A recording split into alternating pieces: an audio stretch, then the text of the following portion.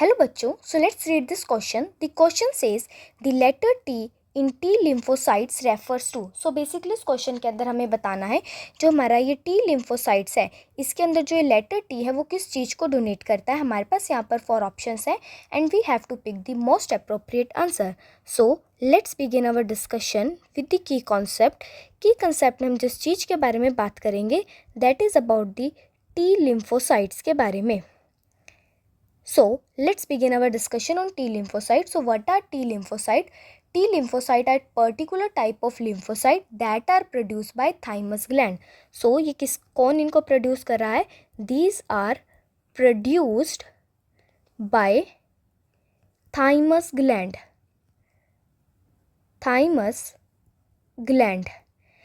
And जो हमारी thymus gland होती है, thymus gland that also produce and develop the T cells. अब T cells को डेवलप कर रही है तो T cells किस चीज़ में हेल्प करते हैं? ये जो T cells हैं, T cells जो होते हैं ये क्या करते हैं? फाइट करते हैं अगेंस्ट सिकनेस एंड इन्फेक्शन से. सो बिफोर बर्थ जो टी सेल्स हैं they are majorly produce by thymus. So before birth जो होता है T cells are majorly produce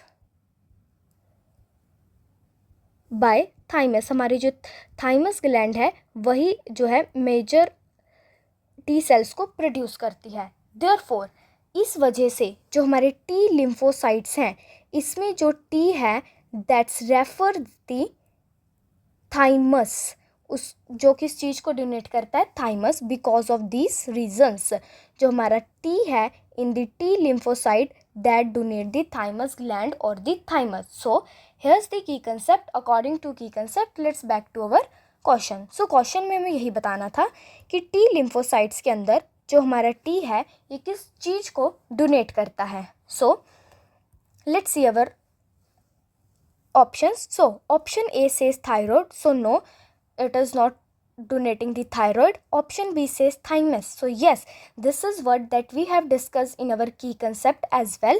So according to key concept, the option B gives us the correct answer. But before coming to the conclusion, let's see another 2 options as well. See option say thalamus. So no, it is not thalamus. Option D says tonsil. So it is not the tonsils as well. So according to key concept, option B gives us the most appropriate answer. Therefore, for this question, option B, thymus, is the correct answer. I hope you understood it well. We have proven our solution with the help of key concept as well. Best of luck. Thank you.